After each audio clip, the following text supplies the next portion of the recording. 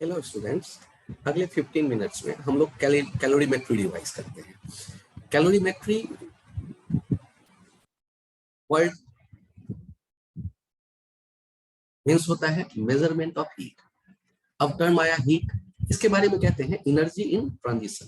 एक जगह से दूसरे जगह जो एनर्जी जा रहा होगा टेम्परेचर डिफरेंस के कारण, उन्हें हम नाम दे रहे हैं हीट। हीट को डिफाइन तो ऐसा यूनिट हो गया जूल, और प्रैक्टिकल यूनिट हो जाता है कैलोरी। और इनमें रिलेशन है 1 कैलोरी 4.18 जूल, या कभी कभी 4.2 जूल यूज कर लेते हैं। कैलोरी को डिफाइन करते हैं 1 ग्राम वाटर के 14.5 से 15.5 या 15.5 से 16.5, ऐसा कुछ डिफिनेशन में है। जो 1 डिग्री टेम्परेचर बढ़ाने के लिए हीट एनर्जी देना पड़ता है हमें, उसे 1 कैलोरी कहते हैं। वो पर्टिकुलर डिफाइंड है, उस डिफिनेशन को लेकर आगे बढ़ते हैं। अब एक टर्म आता है कैलोरीमेट्री में, स्पेसिफिक हीट। ये क्या कहता है कि किसी ऑब्जेक्ट के मटेरियल का ये प्रॉपर्टी, जैसे किसी ऑब्जेक्ट के मटेरियल का प्रॉपर्टी डेंसिटी होता है, आयरन का एक खास डेंसिटी होगा, गोल्ड का एक खास डेंसिटी होगा, तो उसी तरह स्पेसिफिक हीट भी मटेरियल की प्रॉपर्टी है। यूनिट मास के यूनिट डिग्री टेम्परेचर राइज के लिए जो हीट एनर्जी चाहिए, दैट इज स्पेसिफिक हीट। तो ध्यान से देखिए, ये एक ब्लॉक है m मास का, इसको हीट देते हो तो हीट के लिए, हीट एनर्जी के लिए क्यू हम सिंबल आगे अभी यूज करेंगे, हीट एनर्जी। और इससे इसका टेम्परेचर थीटा, टेम्परेचर के लिए यूज करेंगे। थीटा से बढ़कर थीटा प्लस डेल्टा थीटा हो जाता है।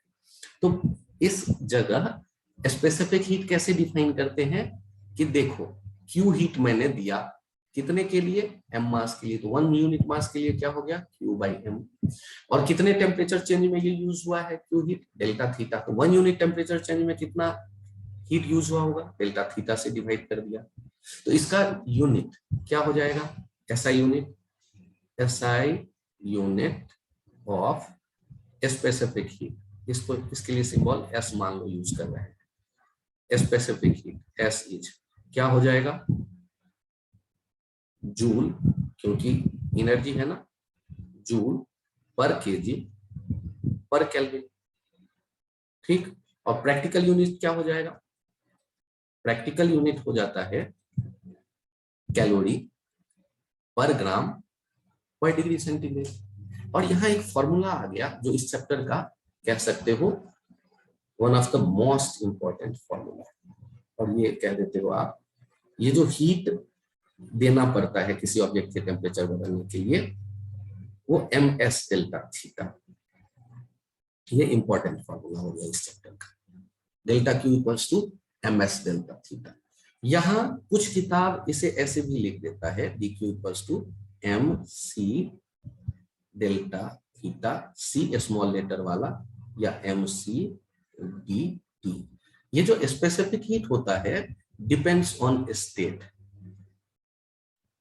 Depends on state. स्टेट कहते हैं तो यूपी बिहार नहीं, solid liquid gas, solid liquid ऐसा।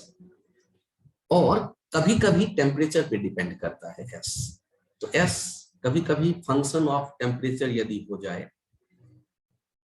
फंक्शन ऑफ टेम्परेचर, मैथ्स के स्टूडेंट हो तो ऐसे दिखेगा, नहीं तो ज्यादा इस पे टाइम न देना, इस पर्टिकुलर पॉइंट पे ये टेम्परेचर पे डिपेंड करता है। डीक्यू हो जाएगा एम एस डी थीटा, और इंटीग्रेशन यूज कर लेंगे। ये केवल आईआईटी ने यूज करवाया है 2 बार 40 सालों में। अब आगे बढ़ जाओ, तो एस के बारे में हमने क्या कहा, generally we neglect temperature dependency of specific heat. हम मान के चलते हैं कि ये स्पेसिफिक हीट मटेरियल से रिलेटेड प्रॉपर्टी है, मटेरियल के अमाउंट पे डिपेंड नहीं करेगा। वाटर इतना हो कि इतना हो, उनके स्पेसिफिक हीट फिक्स है। स्पेसिफिक हीट वाटर का हम देखते हैं 1 कैलोरी पर ग्राम पर डिग्री सेंटीग्रेड, और जो आइस का देखते हैं,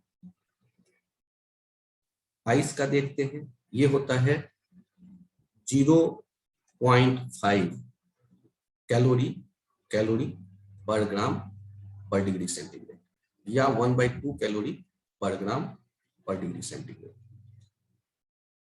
ये तो हो गया स्पेसिफिक हीट से आपकी जान पहचान। इसमें एग्जांपल देख लीजिए।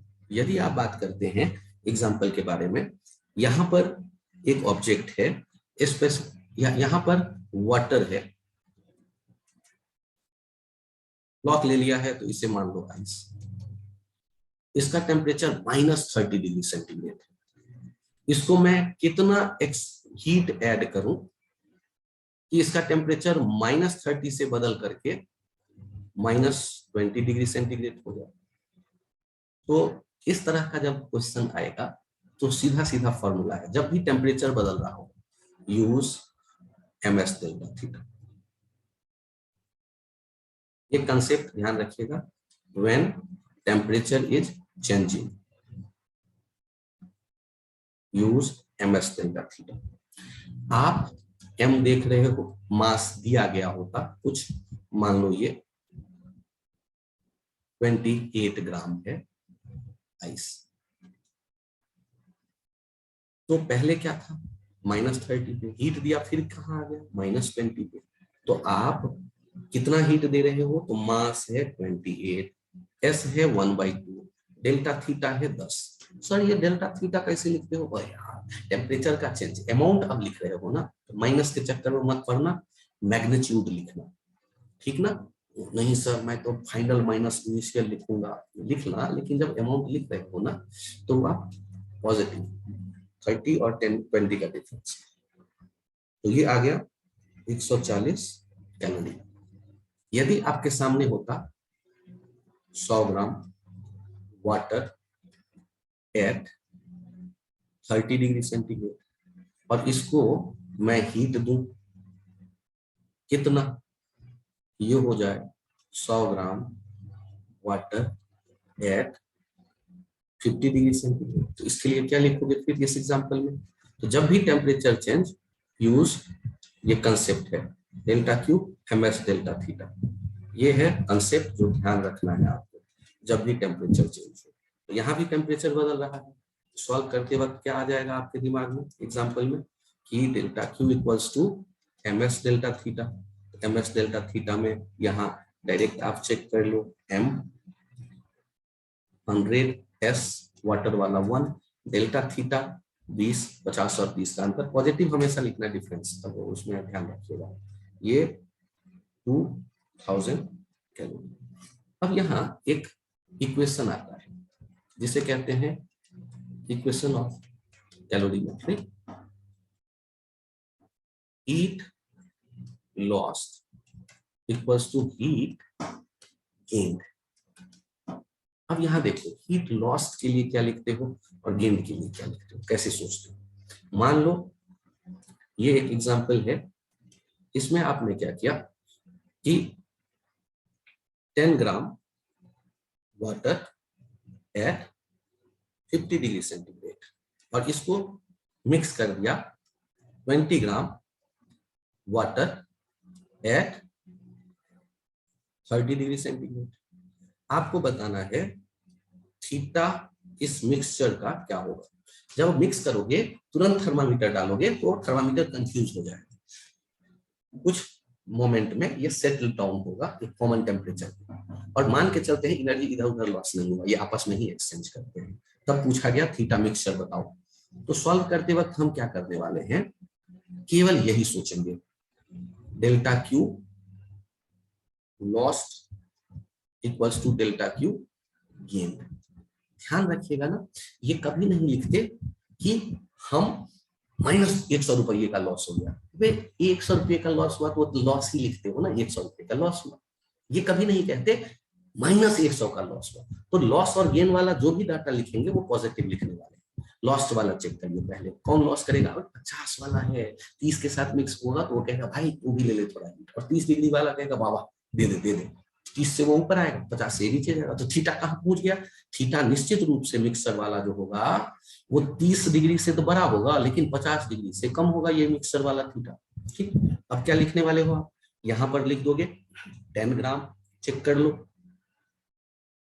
1 इंटू 50, थीटा चूंकि बड़ा है तो थीटा माइनस 50, और दूसरा क्या लिखने वाले हो, 20 ग्राम इंटू 1, और थीटा, सॉरी, पहले आप जो देख रहे हैं यहां पर 50 बड़ा है, 50 माइनस थीटा, और अगले में थीटा बड़ा होगा, थीटा माइनस 30।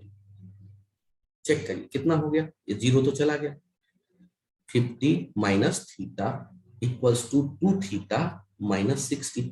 इधर आ जाओ, 110 उधर हो जाओ, 3 थीटा, थीटा कितना हो गया, 110 बटे 3, 3 3 9, 3 6 18, 6 18, 36.6 डिग्री सेंटीग्रेड।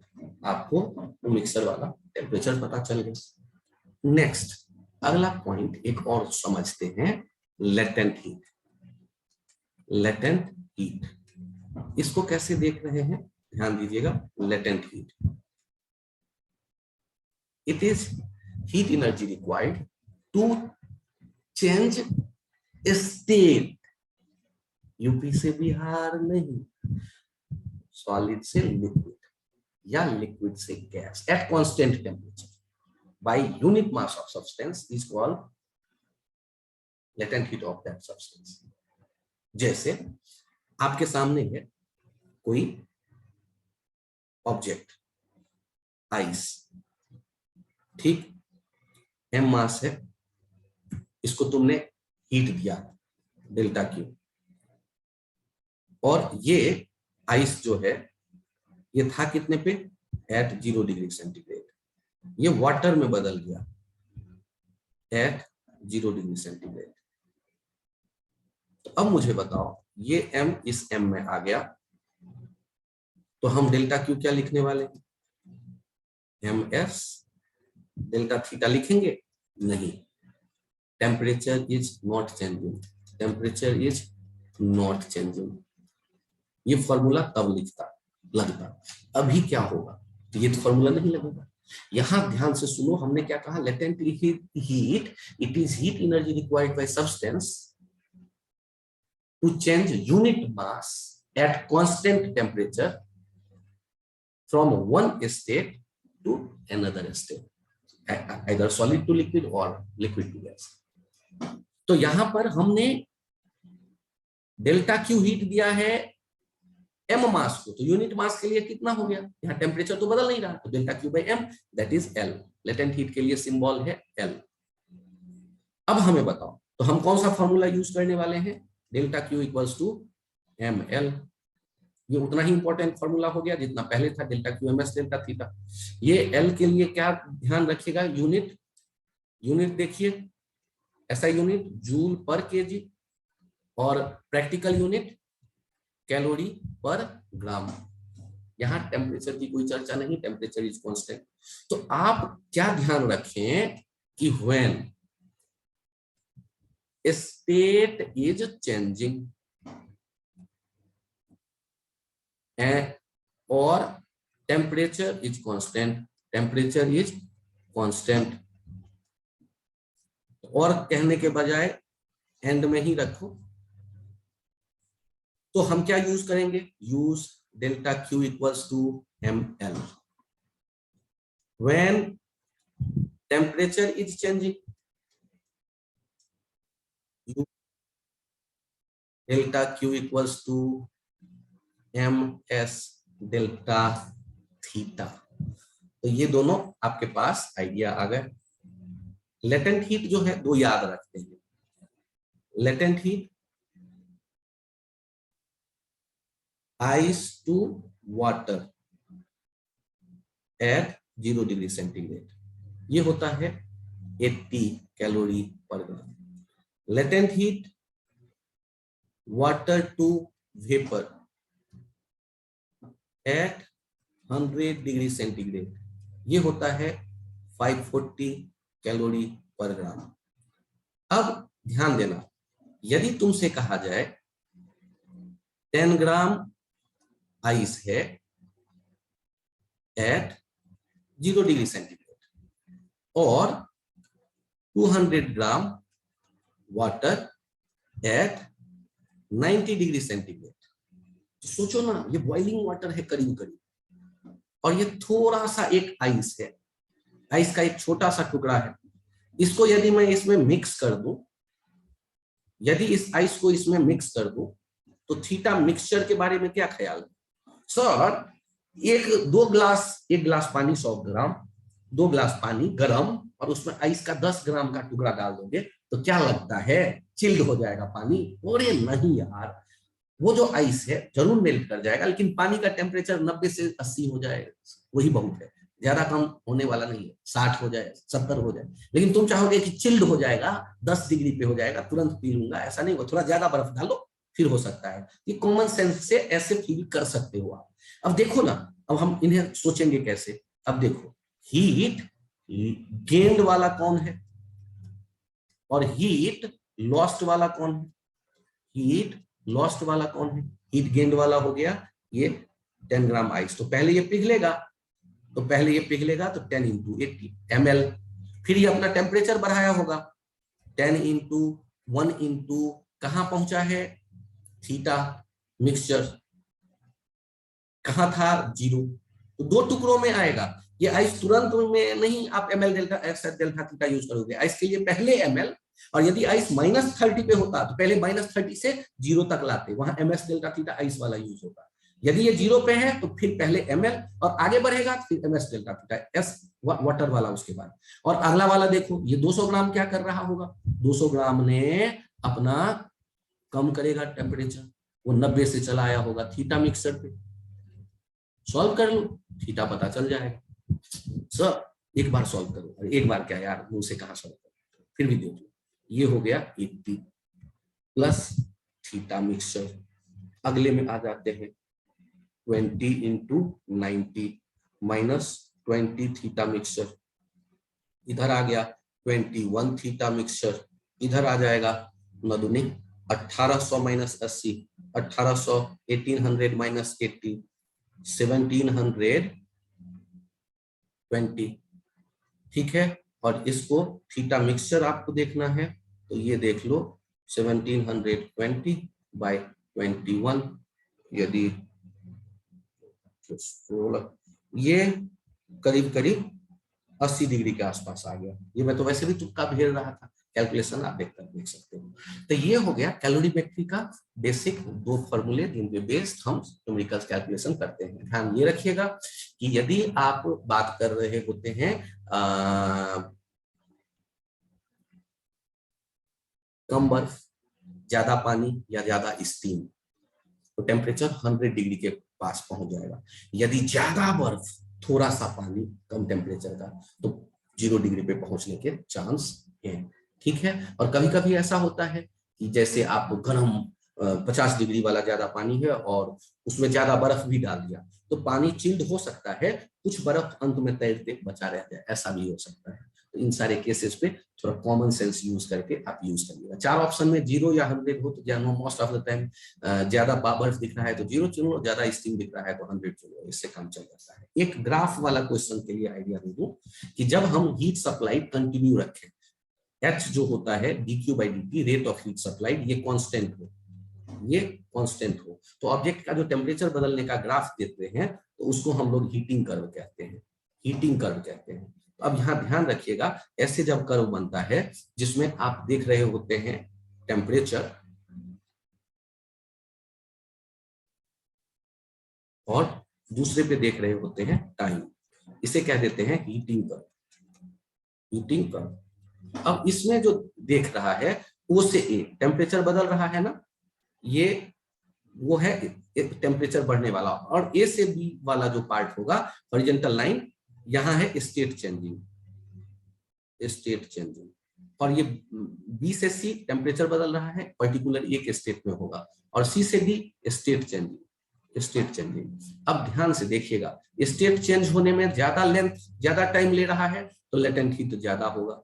तो latent heat L is proportional to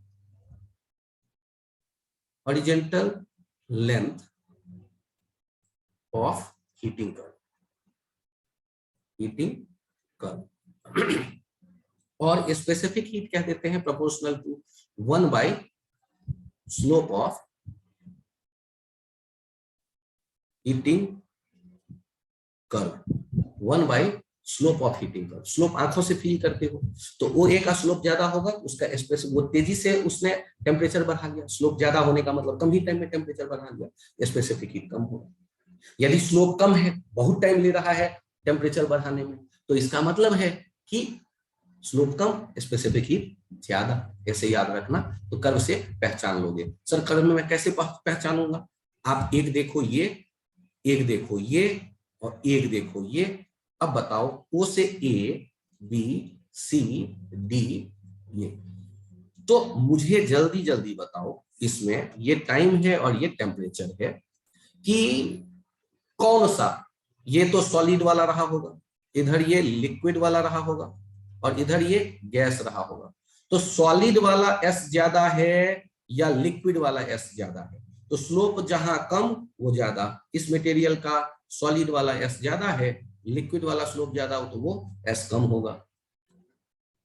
और L देखो, A से B वाला जो लेंथ है वो छोटा है, C से D वाला लेंथ बड़ा है, टेम्परेचर कांस्टेंट वहां स्टेट चेंज हो रहा होगा, तो सॉलिड से लिक्विड बनने वाला L, छोटा लेंथ छोटा L, बड़ा लेंथ मतलब ज्यादा टाइम लेता है तो ज्यादा लेटेंट हीट।